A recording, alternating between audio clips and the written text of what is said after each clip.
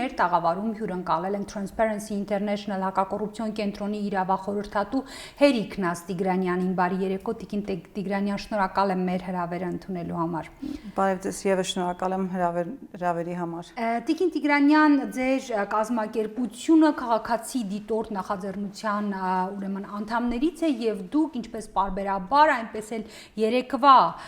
թիմ ընտրությունները դիտարկում էիք, դիտորդական առաքելություն էիք իրականացնում եւ պիտի խնդրեմ ձեզ ներկայացնել, թե ինչպիսին է ձեր գնահատականը այդ դիտորդական առաքելության ուրեմն արդյունքներով, արդյոք արդեն ունեք տվյալներ նախնական, ինչ բնույթի խախտումներ էին կարվում, ինչ փոփոխություններ եւ միտումներ կան, որոնք կարող եք առանձնացնել, որ կային այս անգամ, որոնք չեն եղել մինչ այս։ Շնորհակալություն հնարավորության համար, որ ընձեռեցիք եւս մեկ անգամ ասելու, թե այս անգամ քաղաքացի դիտորդը մասնակցելով ընտրություններին, ինչ արձանագրեց համայնքների ընտրության դեպքում։ Պետք է ասել, որ մեր կազմակերպությունը այս սեպտեմբեր 18-ի թիմ ընտրություններին մասնակցում էր նորից քաղաքացի դիտորդ նախաձեռնության շրջանակում, նախաձեռնություն, որը համատեղում է 4 կազմակերպությունների ջանքեր եւ տարբեր մարզերում հավատարմագրում ենք դիտորդների։ Այս անգամ 112 դիտորդ գտնվել են 16 համայնքների 57 տեղամասերում, ըստ էության մենք 4 մարզերում ենք անցկացրել դիտորդական առաքելություն։ Ինչ պատկեր ստացանք, արդյունքը ոչ թե հիմա, այլ հնդածս էինք մենք տեսնում, որովհետև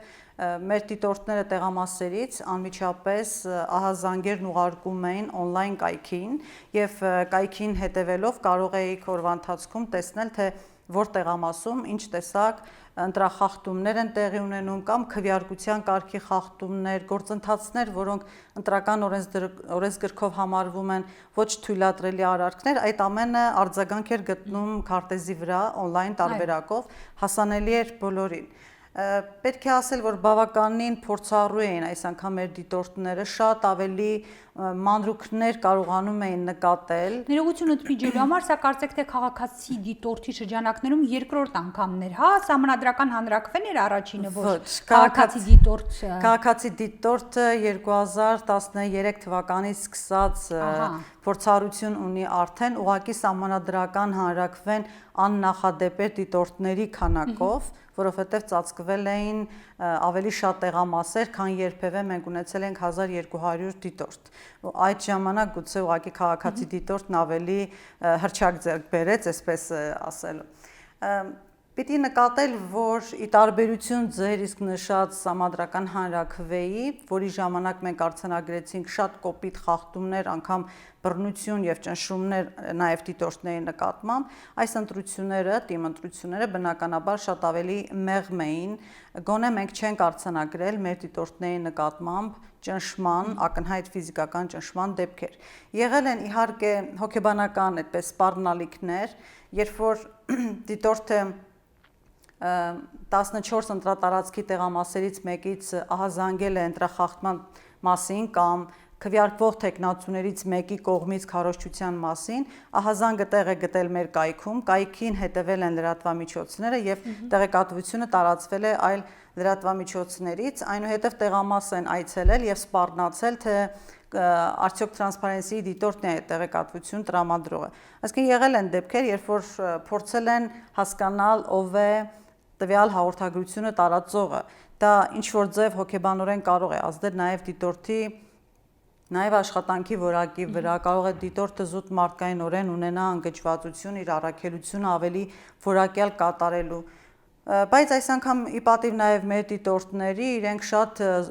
ուշադիր են եղել ամեն տեսակ խախտման նկատմամբ եւ արձանագրել են ընթացակարգային խախտումներ, ավելի շատ եթե մեր կայքում հիմա նայեք, թե խախտումները որոնք են, ընդհանուր առմամբ 135 խախտում է արձանագրվել եւ այդ խախտումները հիմնականում վերաբերել են ամենաշատ տարածված այս անգամ որ եղել են մեկից ավելի անգամ քվեարկություններն էին կամ ուրիշի փոխարեն քվեարկության փորձեր դրանք այդպես ենք անվանում որովհետեւ դեռ չգիտենք հարակվեի ժամանակ էլ այդ պրակտիկան շատ էր երբ որ ընտրողը գալիս է տեղամաս եւ արդեն տեսնում է որ իր անվան դիմաց քվեարկված է բոլորը մեկնաբանում են որ դա շփոթմունք է ազգանուններով նման են հետեւաբար մեկը մյուսի փոխարեն է քվեարկել եւ որևէ անգամ չի մեկնաբանվում կամ դա չի գնահատվում որպես ուրիշի փոխարեն քվեարկություն։ Իսկապես չեն լրացվել նրա անվան տվյալները, ասենք հանձնաժողովականների կողմից։ Միշտ դա որակվել է որպես շփոթմունք, այնուհետև արդեն ձևավորված պրակտիկայով սլաքներով փոխել են ուղղությունները մեկը մյուսի փոխարեն քվեարկելու եւ տեղամասային ընտրական հանձնաժողովները, երբ որ տեղամաս եկած ընտրողին առաջարկում են իր տվյալներն լրացնել իբրև թե իր փոխարեն քվեարկածի անվան դիմաց, հետո սլաքներով ուղղել, սա էլ է ըստ էության ուրիշի փոխարեն քվեարկություն։ Տվյալ հանձնաժողովը ընտրողին կարծես թե ստիպում է գնալ անելու եւս մեկ խախտումը ծածկելու համար։ Մենք սրա վերաբերյալ հայտարարություն տարածեցինք օրվա ընթացքում, երբ որ տեսանք, որ մեր դիտորդների կողմից բոլոր համայնքներից այս խախտումը համատարած է, հայտարարություն տարածեցինք եւ նաեւ տեղեկատվություն վերցրեցինք ըստ ՀՆ-ի տրամադրած տեղական հանձնաժողովների ինֆորմացիայի, այդպես ցուցում նրանց տվել էր կենտրոնական ընտրական հանձնաժողովը, որպեսզի փորձեն գտնեն, բերեն այն անձին, ով սխալվել է ստորագրել, մեկը մյուսի փոխարեն ստորագրելով, սլաքներով ուղղելով անել։ Մենք կարծում ենք, որ դա ուրիշի փոխարեն քվեարկության դեպքերը կոծկելու ուղղակի մեխանիզմ է եւ ոչ ավելին։ Այս դեպքերը իսկան էական ազդեցություն կարող են ունենալ ընտրությունների արդյունքների վրա։ Եթե դա լինի մեկ դեպք եւ բացահայտվի, որ եղել է շփոթմունք, չենք սկսի դրա վրա ֆիքսվել, բայց որովհետեւ ունենք արդեն վատ փորձ, Սահմանադրական հանրաքվեի ժամանակ այդ համատարած էր եւ նաեւ այս դեպքում քվեարկությանը չմասնակցող ընտրողի փոխարեն քվեարկության դեպք է ըստ էության տեղի ունենում, արդեն կասկած կա, որ սա չի կարող լինել զուտ պատահական շփոթմունքը, կարող է լինել մեկ դեպք, երկու դեպք, բայց սիստեմատիկ նման խախտումները խոսում են արդեն օրինաչափության մասին։ Իսկ այդ տարածված տերմինոլոգիայի տակ կարուսելի այդ մեթոդաբանությունը այս անգամ եւս կիրառման դեպքեր արձանագրել եք, որովհետեւ ես հիշում եմ նույն Սահմանադրական հանրաքվեից անմիջապես հետո քաղաքացի դիտորդի ներկայացուցիչները ասում էին, որ իրենց համար սպասում էին, որ կլինեն ընտրակեղծիքներ, բայց տհաճ անակնկալը այն էր, որ այդ ընտրակեղծիքները այսպես հիշեցրել էին դեռ թվում էր մոռացված, ձևերը 90-ականներից եւ այդ թվում նշվում էր նաեւ կարուսելների աննախադեպ մեծ թիվը, այս անգամ ինչպիսին է։ Կարուսելի փաստերը միանշանակ ասել, որ եղել են, դժվար պիտի լինի եւ գնահատական տալն է միանշանակ դժվար, որովհետեւ փաստը որպես այդպեսին չի արձանագրվել, բայց երբ որ քվեախցում կամ հետո ձայները հաշվարկելու ժամանակ քվեարկության տուփում բացահայտվում են դատարկ քվեածրարներ, սա արդեն կասկած է հարուցում քվեաթերթիկի տեղամասից դուրս հանվելու մասին։ Եթե դրան ավելացնենք նաև այն հանգամանքը, որ հատկապես դիմընտրությունների ժամանակ շատ մեծանում են օգնության կարիք ունեցող ընտրողների թիվը, որոնք պիտի քվեարկեն, պիտի ինչ հակերտների մեջ, որոնց քվեարկությունը կազմակերպվում է տեղամասից դուրս, երբ որ հանձնաժողովը տեղամասից դուրս է հանում քվեարկության պարագաները, այդ թվում քվեաթերթիկները, սրանք մի պահ դառնում են անվերահսկելի։ Արդյոք չկա այստեղ ռիսկ, որ կարող է քվեաթերթիկը դուրս հանվել եւ օգտագործվել կարուսելի համար։ Սա ընդհանրապես կարող է ողջամիտ կասկած լինել որոշակի փաստերի հիման վրա, բայց պնդել, որ եղել է կարուսել, մենք ընդհանրապես կասկած ենք հայտնում, բայց արձանագրել ենք այս անգամ դեպքեր եւս, որ քվեախցում եւ հաշվարկի ժամանակ քվեատուփում հայտնաբերվել են դատարկ քվեածրարներ։ Իսկ եթե համադրենք Սահմանադրական հանրաքվեի հետ, երբ որ մենք հայտարարեցինք, որ աննախադեպ էր եւ նախորդ բոլոր տարիների զինանոցն էր օգտագործված, նկատի ունենք այն կոշտ մեթոդները, որ օգտագործվեցին վերջին պահին նույն բռնությունները դիտորդների նկատմամբ տեղամասերում այդ լցոնումներ, ակնհայտ լցոնումներ կատարելը եւ նաեւ հաշվարկի ժամանակ օրինակ հոսանքը անջատելը։ Սա դարձել է որոշ հատկապես Երևանում ընտրատարածքներում շատ կիրառելի պրակտիկա։ Եթե այլ տարբերակ չկա, լույս անջատելու մեխանիզմը միշտ գործում է եւ հետո 90-ականներից փորձված այդ ձևը շարունակում է ակտուալ։ Հիմա գոնե քվեատուփ չեն գողանում եւ չեն լցոնում գողացած լույս անջատելու պարագայում մենք տեսանք նաեւ հանրաքվեի ժամանակ այո ոչի տրցակների ակնհայտ անհամապատասխանություն։ Այս դեպքում գոնե թիմ ընտրությունները դրանով աչքի չեն ընկել։ Իսկ ինչով եք սա պայմանավորում խնդիրը այն է, որ ինչպես ասում են, սեղանին խաղադրույքը դրված այդքան էլ մեծ չէր, ինչպես սահմանադրական հանրաքվեի դեպքում, եթե այդպես է, ինչպիսի ակնկալիքներ կարող ենք ունենալ արդեն հոկտեմբերի 2-ի թիմ կարևոր խոշոր քաղաքներում կայանալիք ընտրություններից։ Կարծում եմ, որ հոկտեմբերի 2-ը շատ չի տարբերվի մեզ ծանոթ արդեն ընտրախախտումներով հայտնի ընտրություններից, թեկուզ այս սեպտեմբեր 18-ի ընտրություններից։ Թիմ ընտրությունները, եթե նկատել եք, ընդհանրապես աչքի չեն ընկնում ոչ մրցակցության ակտիվությամբ, ոչ ընտրողների հետաքրքրությամբ, ի տարբերություն այդ բոլոր ընտրությունների, սեպտեմբեր 18-ի թիմ ընտրությունները մի փոքր այլ էին։ Մենք ընտրել էինք հատկապես դիտարկման համար այն տեղամասերը, այն համայնքները, որտեղ կար մրցակցություն։ Որովհետև եթե մեկ թեկնածու է եւ չկա մրցակցություն, չկա ծրագիր, պլատֆորմ ներկայացնելու հանգամանք, ընտրողը որևէ հետաքրքրություն չունի։ Պլյուս չի ընկալվում թիմի եւ թիմ ընտրությունների կարեւորությունը հետագայում իշխանության ձևավորման այդ գործընթացում եւ թիմը միշտ դիտարկվում է պետական իշխանությունից որպես անկախ որևէ ձևով չազդող, բայց մենք նկատեցինք այս անգամ, որ շատ ակտիվ էին համայնքներում եւ ընտրողներն էին ավելի հետաքրքրված եւ այն համայնքներում, որտեղ կար մրցակցություն, իսկապես կար մրցակցություն եւ եթե հնարավոր լինել դիտարկել շատ ավելի տեղամասեր, գուցե նկատեինք որոշակի դրական տեղաշարժ այդ աշխուժացման առումով։ Իսկ Գյումրի, Վանաձոր քաղաքների ընտրությունը դա մի լակմուսի թուղթ պիտի լինի, որ հասկանանք, թե ինչպես են համամասնական ընտրությունները աշխատում այդ քաղաքներում, Երևանից հետո եւս երկու քաղաքներում, քաղաքապետը պիտի ձևավորվի անուղղակի ընտրությունների միջոցով։ Կարծում եմ, ենթադրում եմ, որ եթե դիտորդական առաքելությունները կարողանան բավարար ջանք գործադրել եւ տեղամասերում, քանի դեռ հին ընտրական նոր գործող կամ հին ընտրական օրենսգրքով ունեն հնարավորություն գոնե հանձնաժողովի նախագահի ներկայացնելու իրենց դիտարկումները կամ առաջարկություն խախտումները վերացնելու մասին, կկարողանան տեղամասերում փոքրիշատե վերահսկողություն ապահովել։ Սրա հետ կապված մի փոքրիկ դիտարկում, եթե թույլ կտաք, թիմ ընտրությունները այո, սովորաբար այդքան մեծ ակտիվություն չէր լինում, բայց անգամ այս դեպքում տեսնում ենք, որ հատկապես այնտեղ որտեղ կա մրցակցություն եւ քաղաքներում ամեն դեպքում հետաքրքրություն կա եւ այն դեպքում երբ կա հետաքրքրություն մենք տեսնում ենք շատ այսպես կոպիտ խախտումներ, հիշենք դեռ ապրիլին Հրազդանի ընտրությունները, հիշենք Մասիսում ԲՀԿ-ի ուրեմն տեխնացուի այսպես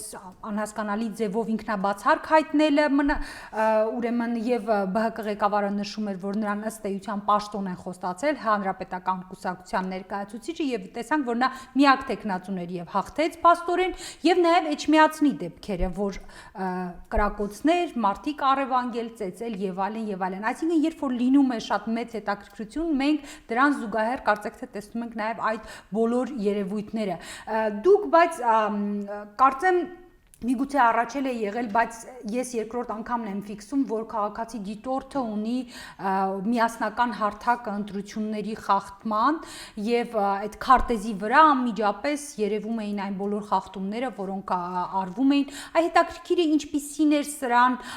արձագանքը պատկան մարմինների կողմից, արդյոք հետևում էին մասնավորապես կենտրոնական ընտրական հանձնաժողովից, հետևում էին ձեր արձագանքներին, ձեր արձանագրած խախտումներին եւ որն էր նրանց արձագանքը։ Այս քարտեզը այո գործարկվել է արդեն որերորդ ընտրության ժամանակ եւ նկատել ենք, որ կենտրոնական ընտրական հանձնաժողովը հետևում է ի վերջո պատկերն է տեղամասերի, թե ինչ է տեղի ունենում։ Արժանահավատություն անգամ եթե կասկածի տակ են դնում պետական մարմինները մեր քարտեզի կամ այնտեղ հաղորդվող հայտարարությունների կամ խախտումների մասին հաղորդումների, ամեն դեպքում դրանք անարձագանք չեն մնում։ Այն որ ուշադիր էին հետևում, մենք հասկացանք ժամը 10-ից առավոտյան 10-11-ի ժամանակահատվածում մենք կայքի ծանրաբեռնվածություն էր պատճառը, նաև ԶԼՄ-ներն էին հետևում, թե այլ խնդիրեր չեն կարող բացատրել ինչ պատճառով մեր կայքը ունեցավ տեխնիկական խնդիր եւ ժամը 10-ի 11-ի սահմաններում ուղղակի այն բոլոր հաղորդագրությունները, որ դիտորդները ուղարկել էին կայքին, իսկ մեխանիզմը աշխատում է այսպես, նաեւ ուզում եմ անդրադառնալ կենտրոնական ընտրական հանձնաժողովի հայտարարությանը, որ կայքում կա տեղեկատվություն օրինակ դիտորդի իրավունքների խախտման մասին, բայց որևէ մանրամասը նշում չկա, ինչի մասին է խոսքը։ Դիտորդը ուղարկում է հաղորդագրությամբ կոդ, որը ավտոմատ է նստում համակարգում, այնուհետև օպերատորը կապվելով տվյալ դիտորդի հետ մանրամասնում է դեպքի նկարագրությունը։ Մենք դեռ չենք հասցրել դեպքի նկարագրությունները մանրամասնել կայքում, մեր կայքը վնասվում է եւ ամբողջ տեղեկատվությունը այդ ժամի դրությամբ մոտ 50 թե 80 խախտում ունենք արձանագրած կայքից անհետանում են։ Դա տևում է որոշակի ժամանակ, մինչև վերականգնվում է ամբողջ համակարգը եւ նորից խախտումները հայտնվում են։ Այդ պահին, երբ վերականգնվում են խախտումների արձանագրումները, լինում են կրկնակի արձանագրումներ նույն ժամվա համար։ Սա նկատվում է ԿՀ-ի կողմից եւ նաեւ այն հանգամանքը, որ դիտորդներից մեկը սխալ կոդով ուղարկում է հաղորդագրություն, այսինքն այն խախտումը, որը պիտի տեղի ունենա հաշվարկի ժամանակ, խախտման կոդը շփոթելու արդյունքում ուղարկվում է հաշվարկի ժամանակ տեղի ունեցող խախտումը։ Եվ ԿՀ-ն տարածում է հայտարարություն, որ ԶԼՄ-ներով տարածվող այդ քաղաքացի դիտորդի կայքում, որը Transparency Edge-ում է, ինֆորմացիան արժանահավատ չէ, որովհետեւ ուղղակի ցույց տալու համար, որ խախտումները շատ են, կրկնում են այդ խախտումները նույն ժամի դրությամբ եւ նաեւ հաղորդագրություններ են տարածում դեռևս տեղի չունեցած խախտումների մասին։ Մենք իհարկե հայտարարությամբ պատասխանեցինք, որ դա տեխնիկական խնդիր է, բայց հիմա էլ ուզում եմ տեղեկացնել եւս մեկ անգամ, որ այդ կրկնորդումները պատճառն էին տեխնիկական խնդրի, որը վերացնելուց հետո դրանք վերացվեցին։ Միաժամանակ Տիկին Տիգրանյան, եթե թույլ կտաք սրա հետ կապված ամեն դեպքում նախկինում են եղել մեղադրանքներ եւ ոչ միայն ձեր հարթակի հետ կապված, այլ դիտորդական հարթակներ էլ եթե հիշում եք նախկինում կային, եւ իսկապես եղան դեպքեր, երբ ահազանգեր էին լինում խախտումների հետ կապված, որոնք պարզվում էր, որ իրականությանը չեն համապատասխանում, բայց դրանք ըստ էության այսպիսի բացասական ֆոն էին ապահովում եւ հետո քչերն էին հետամուտ լինում պարզելու համար։ Այդ ինչ պետք է անել եւ արդյոք հնարավոր է անել, որպիսի ինֆորմացիան խախտումների մասին հնարավորինս ֆիլտրված ներկայացվի, որպիսի նաեւ նման մեղադրանքի տեղիք չտա։ Բնականաբար դա դիտորդական առաքելության խնդիրն է, որպիսի նախ իր դիտորդները լինեն վստահելի եւ արժանահավատ լինեն նրանցից ստացված տեղեկատվությունը։ Այս ամեն 135 խախտումները, որոնք արձանագրված են մեր կայքում, հիմա բոլորն ունեն մեկնաբանություններ, դեպքի նկարագրություններ եւ որևէ մեկը չի կարող ժխտել, որ նման խախտումներ չեն եղել։ Այլ բան է, որ մենք հանրաքվեի ժամանակ դեպք ունեինք, երբ որ խախտումը արձանագրվել էր, դիմել էին կենտրոնական տրական հանձնաժողով, հետո ԿՀ-ից զանգի պատճառով դիտորդը փոխել էր մի փոքր ասելիքը կամ երբեմն հոգեբանական ազդեցություն մարդկային միշտ կա։ Այո, հետո մտածում են բարեկամների մասին, ազգականին գործից հանելու մասին, ինչ որ մարդկային խնդիրներ, որոնց մասին ինքը սկսում է մտածել եւ հետագայում գլխացավանք, որպեսզի չունենա դիմումներ գրելու կամ եթե իր մատնանշած ընտրախախտումը քրեորեն պատժելի արարք է նախատեսում հետագայում հաղորդումներ չտալու հետ կապված, որևէ մեկին չես կարող ի սկզբանե պարտադրել, որ նա պիտի սկզբից մինչև վերջ, եթե ցանկացել է դառնալ դիտորդ, ուրեմն պիտի պատրաստ լինի նաև այս քայլերը կատարելուն։ Իհարկե ցանկալի կլինի դա լավագույն դիտորդի օրինակ կլինի, բայց բոլորից պահանջել միատեսակ վարքագիծ դա նաև անիրականանալի է։ Տիկին Տիգրանյան, իսկ հոկտեմբերի 2-ի թիմ ընտրություններին քաղաքացի դիտորդը քանի դիտորդներով է դիտարկելու ընտրությունը։ Այս պահին մենք ունենք արդեն մեր դիտորդները հավատարմագրված նկատի ունեմ նրանք, ովքեր ցանկություն են հայտնել, որովհետև դեռ նորից պիտի դիմենք հավատարմագրվելու համար։ Այս պահին դեռ թիվը վերջնական չի, չեմ կարող ասել, մենք դեռ ժամկետ ունենք մինչև սեպտեմբեր 22-ը վերջնաժամկետն է հավատարմագրման, բայց այս թիմ ընտրությունների ժամանակ սեպտեմբեր 18-ին շատ ունենք դիտորդներ, որոնք ուղղակի մնացին կարծես թե ռեզերվում, որոնք ցանկություն հայտնեցին դառնալ դիտորդ նաև հոկտեմբեր 2-ին։ Ես կարծում եմ, որ մենք հոկտեմբեր 2-ին ընդ որում մենք դիտարկելու ենք ոչ միայն Գյումրի եւ Վանաձոր քաղաքները, այլև այդ օրը այլ համայնքներում եւս կան ընտրություններ։ Մենք պատրաստվում ենք մասնակցել նաև մյուս համայնքների ընտրություններին եւս։ Այսինքն կարող ենք ասել, որ այսպես դիտորդների նաև այսպես շկոլա է ստեղծվում, հա, ավելի պատրաստված դիտորդների քանակ եք դուք պատրաստում այս ընտրությունից ընտրություն, նաև այս առումով լուրջ աշխատանք է սա։ Բայց համեցեք։ Ես ուզում եմ ասել, որ մենք նաև ունենք մեր գործընկեր կազմակերպությունների հետ մարզերում ձևավորած երիտասարդական կենտրոններ եւ շատ խրախուսելի է, որ այդ երիտասարդները եւ իրենց երկրի համար նախանձախնդիր են նրա լավ ապագայի եւ ընտրությունների ավելի լավ լինելու մեջ հետաքրքրված են, այդ առումով իրենք շատ լավ կադրեր են եւ ափսոս է որպեսզի այդ երիտասարդների եռանդը եւ ջանասիրությունը որևէ ձևով չօգտագործվի, ընդ որում երբ որ մենք տվեցինք բաց հայտարարություն դիտորդներ հավատարմագրելու, հավաքագրելու, որպեսզի հավատարմագրենք, այդ հետաքրքրությունը զգացվեց։ Մենք կասկածում ենք, թե մարզերում կարող է գտնենք շատ երիտասարդներ, բայց պիտի ասել, որ շատ փոխվել են,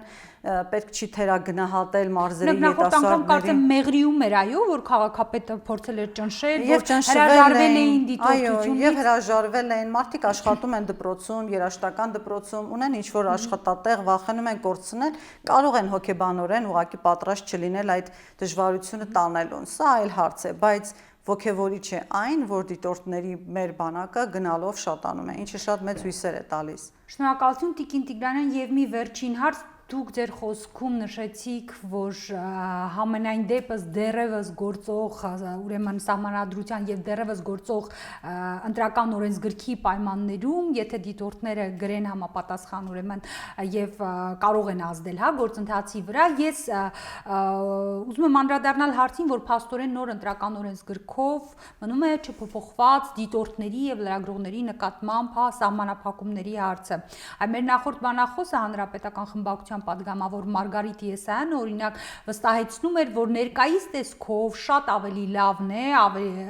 քիչ են սահմանափակումները, քան ի սկզբանե առաջարկված տարբերակում։ Ինչպիսին է ձեր կարծիքը այս հարցի շուրջ, դուք մստապես շատ ուշադիր հետևել եք այդ բոլոր ուրեմն նրբություններին, այս տեսքով դիտորդների գործունեության հետ կապված այսպիսի սահմանափակումներով ընտրական օրենսգրքի հաստատման դեպքում հաջորդ ուրեմն 2017-ի ընտրություններում ինչ է կանելու։ Դիտորդներին պիտի ավելի զգուշավոր դարձնենք իրենց խոսքի, վարքագծի առումով եւ միշտ զգուշացնենք, որ իրենց վրա կախված է տեղամասից դուրս հանվելու վտանգը, որովհետև ցանկացած գործողություն, շարժում, որը հանձնաժողովը կգտնի, որ հանձնաժողովի աշխատանքների խոչընդոտում է կամ միջամտություն է դիտորդի կողմից, կարող է որակվել որպես ընտրական օրենսգրքի գործընթացներին կամ օրենսգրքով նախատեսված պարտականությունների խախտում եւ հանձնաժողովը տեղում քվեարկելով դիտորդին դուրս կհանի տեղամասից։ Սա իհարկե շատ վատ է, որ ընտրական օրենսգրքում այդպես էլ մնաց այդ դրույթը։ Որոշ փոփոխություններ իհարկե դիտորդական առաքելությունների հետ կապված արվեցին, մասնավորապես հավատարմագրման դեպքում կանոնադրական նպատակները 3 տարին դարձավ 1 տարվա շեմը իջեցվեց, հանվեց ստուգարքը որպես հավատարմագրման համար չափորոշիչ, բայց այլ պայմաններ ավելացան, որ անպայման դիտորդական առաքելությունները պիտի ընդունեն դիտորդների վարքագծի չափորոշիչներ, վարքագծի կանոններ համապատասխան միջազգային չափորոշիչներին։ Պիտի ասել, որ քաղաքացի դիտորդը ստեղծման օրից ինքը ուներ դիտորդների վարքագծի կանոններ, եւ սա մեզ համար ոչ խոչընդոտ է, ոչ նորություն է, մեր բոլոր դիտորդները նախապես ծանոթանում են վարքագծի կանոնների նոր տեղամաս մուտք գործում, բայց այստեղ խնդիր կա նաև ԶԼՄ-ների հետ կապված այդ սահմանափակումները, դրան էլ գումարած, եթե տեղամասում հարմար չլինի ուրեմն դիտարկման համար կամ տեղամասը փոքր լինի վստահված անձանց դիտորդների համար, գիտեք, կա 15 թվի սահմանափակումը եւ կա մտավախություն այս դեպքում մեզ համար, որ ցանկացած դեպքում այդ 16-րդը կարող է լինել շատ օբյեկտիվ, շատ անկաշառ դիտորդական մի առաքելություն, որը օրինակ թիմ այսպիսի գուցե շատերի համար անհետաքրքիր ընտրությունների ժամանակ 135 խախտում է հաղորդագրություն արել եւ դրանց վերաբերյալ դիմումներ ներկայացրել օրինակ ԿՀ-ին կամ ընտրատարածքային հանձնաժողովներին։ Այս առումով չեմ կարծում, թե գալիք կամ հիմա ինչպես են ասում, այս նոր ընտրական օրենսգրքով, ինչպես ձեր նախորդ բանախոսն է ասել, շատ ավելի լավ պիտի լինի դիտորդական առաքելությունների կարգավիճակը տեղամասում, ամենևին ոչ։ Շատ պիտի կաշկանդված լինեն իրենց գործողությունների մեջ։ Նաև երեկվա ընտրություններում մենք դիտորդներից ստանում ենք ահազանգեր, որ եթե դիտորդը փորձում է մի փոքր մոտ կանգնել ընտրացուցակների սեղանին կամ դիտարկել քվեատուփը հենց քվեատուփի կողքը կանգնելով, հանձնաժողովը դա որակում է որպես անհարկի գերաչալուրջ է արդեն, որ դուք կանգնեք միայն ձեզ հատկացված տեղում կամ դիտարկում արեք ձեր հատկացված տեղը նստած, խանգարում եք, ընդ որում կային նաև տեղամասեր, որոնք վստահված անձանց թիվը, որովհետև որոշ դեպքերում շատ են ավականու ընտրություններ են նաև, արդեն դիտորդների սահմանափակում էին ազատ շարժվել, սա շատ վատ նախադեպ է հաջորդ ընտրությունների համար։ Եթե մենք պարլամենտական ընտրություններին գնում ենք համամասնական ցուցակներով, ցուցակի ամեն տեխնացուն կունենա իր վստահված անձը, նրանք արդեն կծածկեն ամբողջ Էլ ավելի մարդաշատ կլինեն եւ հետեւաբար քիչ ժամանակ ունենք շատ ամեն դեպքում ուզում եմ ձեզ ուղղել այդ հարցը ինչու ամեն դեպքում 4+4+4 ձևաչափով ձեր քննարկումների ընթացքում ձեր կազմակերպությունը, որը պարբերաբար մասնակցում էր այդ դիտորդների եւ լրագրողների հետ կապված այդ դրույթները վերափոխելու շուրջ պահանջները այդպես վճռական չբարձրաձայնեց այդ 5 պահանջներում դա ներառված չէր ինչու Դուք արդեն իսկ նշեցիք 4+4+4 ձևաչափում դրված էին բոլորովին այլ պահանջներ կողմերը եկել են համաձայնության ներկայացնելու ընդամենը 5 պահանջ, որը միասնական էր, համաձայնեցված էր ընդդիմադիր կուսակցությունների եւ քաղաքասարակության մոտ 250-300 ՀԿ-ների հետ։ Իսկ այդ 4+4+4 ֆորմատից դուրս դիտորդների եւ ԶԼՄ-ների վերաբերյալ պահանջները միշտ ներկայացվել են։ Բայց դուք առանցին հայտարարություն ընդունեցիք մինչ այդ։ Այո։ Եթե չեմ սխալվում, դարձյալ այդտեղ չկար լրագրողների եւ դիտորդների հարցը այդ 5-ը։ Հետո նոր ձեզ երկրորդեցին ազգային ժողովի ընդդիմադիր խմբակցությունները։ Մեր հայտարարությունը դիտորդների ԶԼՄ-ների իրավունքների վերաբերյալ եղել է այլ հայտարարության տեքստով եւ դրա վերաբերյալ եղել են գրավոր առաջարկներ ուղղված հանձնաժողովին 4+4 ֆորմատը լրագրողի եւ ԶԼՄ-ների իրավունքների պաշտպանության հարցը չի դրվել ֆորմատի ձևաչափից ուղղակի պահանջներից ելնելով Շատ լավ եւ արդեն վերջին հարցը ցուցակների հրապարակման փաստորեն իշխանությունները համաձայնեցին գնալ ստորագրված ընտրացուցակների մի բան, որը տևական ժամանակ ժխտում են, հիշում եք, մենք միասին ունեցել ենք բազմաթիվ քննարկումներ, երբ նրանք պնդում էին, որ դա հակասահմանադրական է, կա Վենետիկի հանձնաժողովի ուրեմն նկատառումները, որը սահմանադրական դատարանը իր վճռում մեջ բերել է եւ այլն, բայց հիմա փաստորեն գնացին դրան Ձեր գնահատականը կխնդրեմ, սա ինչ որ բան կտա, սա լուրջ հաղթաթուղթ կարող է լինել ընդդիմության եւ դիտորդական առաքելություն իրականացնողների ձեռքին թե ոչ։ Մենք մեր տեսակետը հայտնել ենք նաև հայտարարությամբ, ծանոթ եք քաղաքասարակությունը չմասնակցեց ստորագրման կամ նախաստորագրման գործընթացին, բայց արեց հայտարարություն այն մասին, որ դրական է գնահատում ընտրացուցակների հրապարակումը։ Այո, սա այն էր, ինչ որ երկար ժամանակ քաղաքասարակությունը, բոլոր ընդդիմադիր կուսակցությունները պահանջում էին։ Իհարկե շատ տարակուսելի է, որ տարիներ շարունակ այդպես ջանասիրաբար պաշտպանելով հակառակ տեսակետը, որ չպետք է խախտել Սահմանադրական դատարանի որոշումը, պիտի հարգել մեր Սահմանադրական դատարանի որոշումները, մեզ շատ հորդորել են հարգել եւ սիրել այդ որոշումը։ Վենետիկի հանձնաժողովի տեսակետը չպիտի դրանից ուրեմն ավելի դուրս գտնվել, պիտի անսալ միջազգային մարմինների պահանջներին եւ հանկարծ իշխանությունը անում է այդ քայլը, որը այդքան պահանջվել էր։ Սա բնականաբար մենք դրական ենք գնահատում, որովհետեւ սա եղել է քաղաքասարակության պահանջը արդեն քանի երրորդ տարին, երրորդ անգամ, բայց սա այն միակ միջոցը եւ գործիքը չէր, որը ազատ արդար ընտրությունների գրավականը պիտի լինի։ Սա ընդհանրապես մեկ մեխանիզմ էր վերահսկելու հանրապետությունից օգտվելու քայլերը մշակելու եք մինչև 2017 թվական, արդեն մշակված են։ Մտահոգություններ են հնչում քաղաքասարակության ձեր գործընկերների կողմից մասնավորապես, որ ուղղակիորեն շատ դժվար է լինելու այդ կես միլիոնի մոտավորապես կարգի հասնող քվեների իսկությունը վերահսկել, համադրել, ամեն մեկի հետևից գնալ։ Ինչպես եք դա անելու։ Այդ դժվարությունը մենք իմանալով հանդերձ ենք պահանջել եւ նույն ովքեր հիմա մտավախություն են, որ ռեսուրսի խնդիր կա, չեն հասցնի համադրել, ժամանակին իրենք էլ պահանջում են, որպեսզի ցուցակներ հրապարակվել։ Տվեք այդ իրավունքը, ով կօգտվի այդ հնարավորությունից, կունենա այդ հնարավորությունը արդյունավետ կիրացնի, թե ոչ արդյունավետ, սա երկրորդական խնդիր է։ Ընդ որում, եթե ուշադրություն դարձնեք, մենք հայտարարության մեջ ողջունել ենք